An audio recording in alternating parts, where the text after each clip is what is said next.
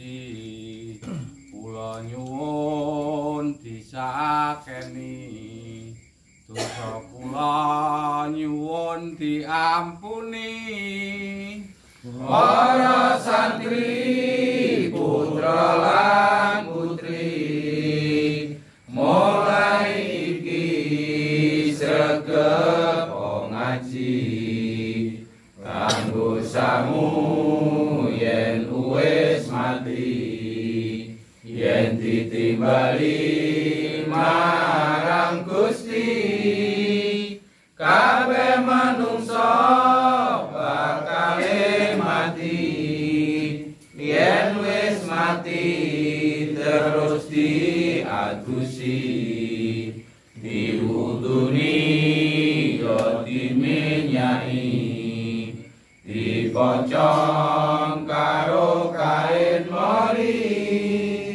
dicekake terus disolati dileboke ning jero jepuri dikubur ning jero bumi jero kuburan rasane wedi sing lawat kabeh padha bali ora ana sing gelem ngancani ora ana sing gelem nunggoni amale kurang bakale rugi ya Allah ya Rabbi panjenengan kula tangisi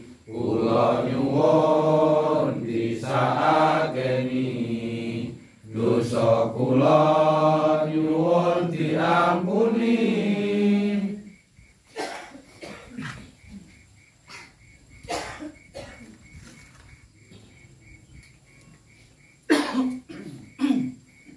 apa tegese tangguhe kaya dene Brojo Musti. Itu maksudnya begini. Brojo Musti yang dimaksud zaman-zaman dulu itu tangguh bagaikan, kalau zaman sekarang itu bagaikan cor beton ketangguhannya seperti itu. Nah, yang dimaksud dengan bahasa Jawa tadi itu kurang lebih itu begini. Kalau ada persatuan, bersatunya seseorang yang kuat, yang lemah, yang paling lemah sekalipun itu akan menjadi kuat seperti beton cor, kurang lebihnya seperti itu. Air lembut, sifatnya lemah. Semen sifatnya juga lembut, tidak keras kan, juga lemah. Split bebatuan sifatnya keras. Terus besi sifatnya keras, tapi juga lentur. Kalau besi yang buat cor itu lentur. Tapi rangkaian besi tadi kalau dicampur dengan cor, semen, pasir, split, kalau dicampur dengan air dia akan mengeras. Kan begitu. Nah, kalau semen, split, pasir, besi dicampur jadi satu, dia tidak bisa mengeras tanpa air. Maksudnya kurang lebih contohnya seperti itu. Jadi sesuatu itu tidak bisa yang paling rendah, itu tidak bisa digunakan, tidak bisa. Manusia itu kurang lebih seperti ini. Manusia tidak bisa hidup sendiri-sendiri. Seseorang hidup kaya raya, pasti membutuhkan yang sedang dan yang miskin. Itu pasti. Misalkan seseorang hidup kaya raya, dikasih mobil mewah, dikasih uang triliunan, dikasih rumah bagus tapi hidupnya di hutan. Apa yang terjadi? Bisu pasti. Karena nggak ada yang diajak bicara. Walaupun dia bawa telepon, tapi bertahun-tahun nggak ada yang diajak omong, nggak ada, dia akan bisu. Itu kurang lebih seperti itu. Karena tanpa orang lain. Walaupun dia kaya raya, rumahnya mewah, mungkin lantai 40 atau lantai 50. Nah, mobilnya banyak mewah, uangnya banyak, tapi kalau nggak ada yang jualan, dia nggak bisa beli beras, nggak bisa memasak, nggak bisa beli apapun. dia akan mati. Nah, seperti tadi kurang lebihnya. Yang kaya itu membutuhkan yang miskin maupun yang sedang. Seperti yang dulu saya contohkan. Kalau ada orang kaya meninggal, pasti yang mengubur orang miskin. Enggak mungkin yang ngubur itu seorang presiden, gubernur, menteri, bupati, camat.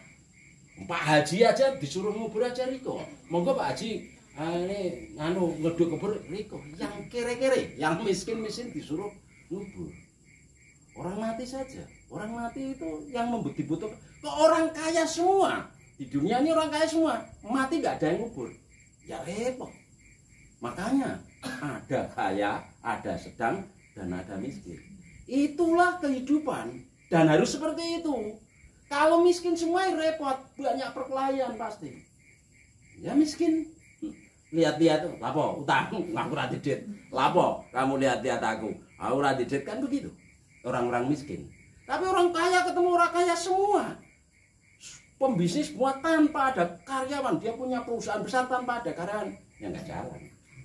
Apalagi kalau mereka meninggal. Wah, orang kaya nggak pernah ngeduk kubur dan lain-lain. Kan repot.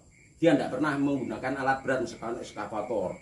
Ngeduk tanah misalkan. Nah, kalau orang pakai mesin-mesin kan bisa saja digeduk pakai itu. Kan dia bisa. Nah, yang ditanyakan tadi itu bagaikan beton cor. Walaupun lemah, lembut, bagaimanapun beberapa model seperti contoh tadi semen, campur batu split, campur pasir. Tiga itu kalau dicampur tidak bisa mengeras. Kerasnya kalau dicampur air.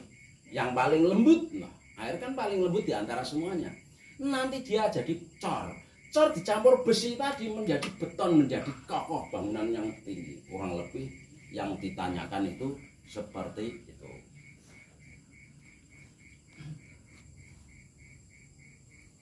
Ini pertanyaan kedua.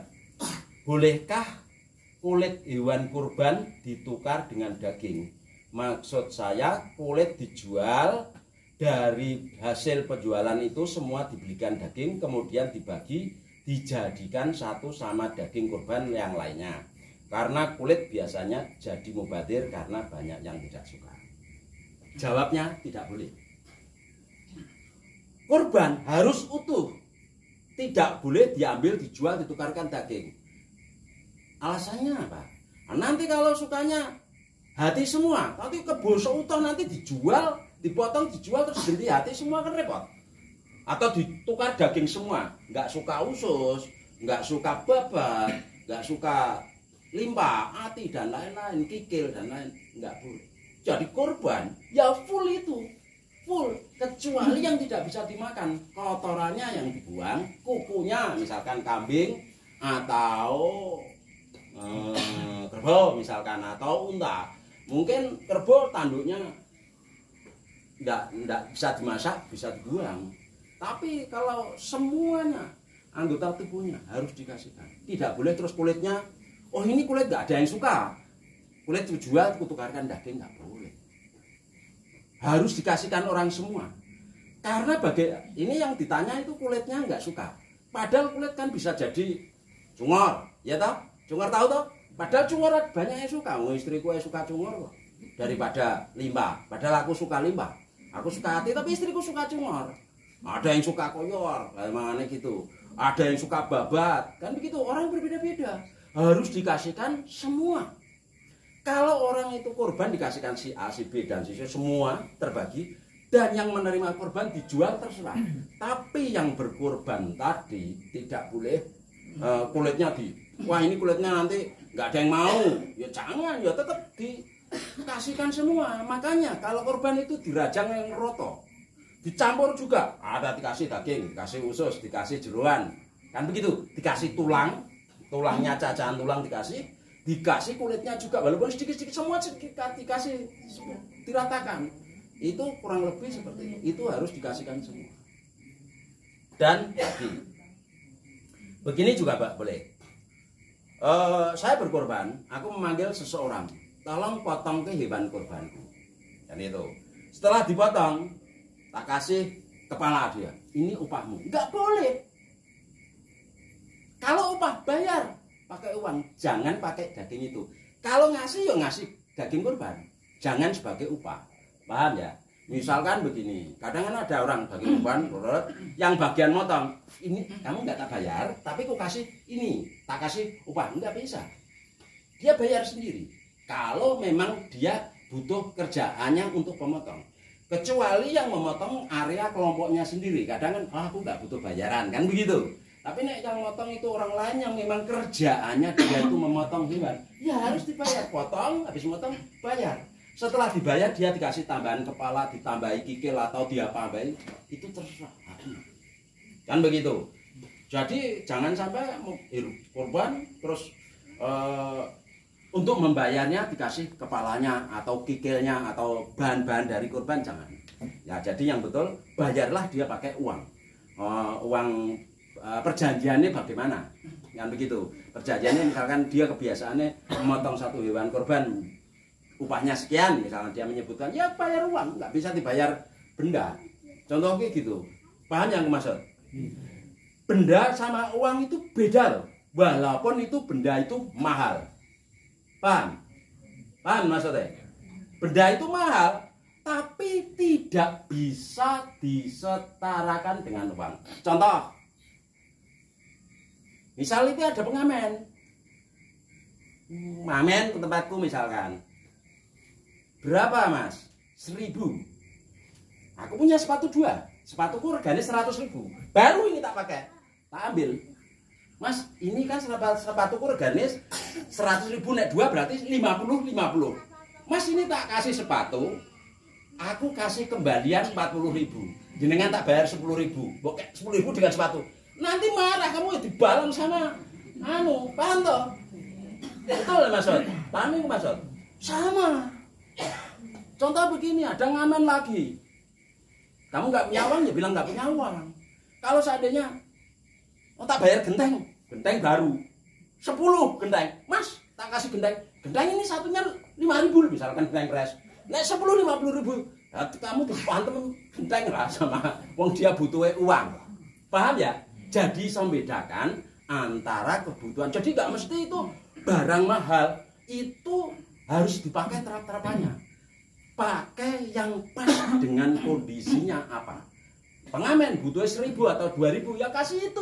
Jangan dikasih barang yang harganya, kecuali kamu kasih handphone mungkin mau. Kan begitu. Misalkan kok pengamen berapa mas? 1.000, kasih mobil atau motor atau handphone dia mau. Nek kamu kasih sepatu separuh ini ya bersih gak mau. Kan walaupun sepatu separuh tadi harga 50.000, sepasangnya 100.000. Atau mungkin kamu kasih sandal jepitnya harga 5.000, mau kasih, nih mas kasih sandal jepit 1, ini 2.500, dia harus tetap mau. Jadi terap-terapannya di dalam itu harus ada aturannya seperti itu. Seperti hanya kurban tadi. Sudah paham? Ada yang ditanyakan tentang itu lagi, tentang ini? Ada? Cukup? Sudah paham ya? Apa yang saya terangkan seperti ini? Ini yang sakit kudu akan lekas sembuh. Amin. Berdoa juga, mohon doanya kepada anak Afzal Khalifah Suryanto bin Nova Ari Afzal Khalifah Suryanto bin Nova Ari Suryanto. Semoga penyakitnya lekas sembuh, diangkat penyakitnya oleh Allah dan dikembalikan normal seperti anak pada umumnya. Hasbiyallahu la ilaha illa huwa al-qadir la haula wala quwwata illa billah. Inam amru bi syai'an ayatul alam kun robbana atina fid dunya hasanah wa fil akhirati hasanah robbana atina fid dunya hasanah. Al-Fatihah. A'udzu billahi minasyaitonir rajim. Bismillahirrahmanirrahim. Alhamdulillahirabbil alamin. Iya karena aku dia karena nasta'in ihdinas siratal mustaqim.